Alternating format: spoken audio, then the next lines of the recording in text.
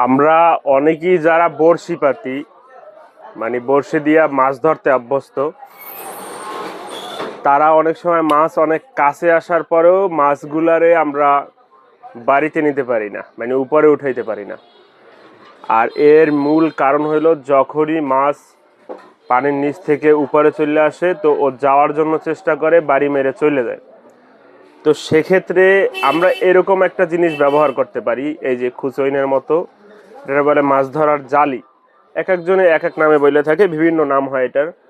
তো এটার উপকারিতা কি, যখনই মাছটা কাছে আসবে তখনই এটা দিয়ে খেয়াও দিয়ে উঠাতে পারবে না। এটা খুবই মজবুত, সম্পূর্ণটা এসএস দিয়ে তৈরি, এবং এটা ভাঁজ করে রাখা যায় এখান থেকে, এবং এটা প্রয়োজনে আপনি আরো লম্বা করতে পারবেন, এই যে টানলে এটা আরো বড় হবে।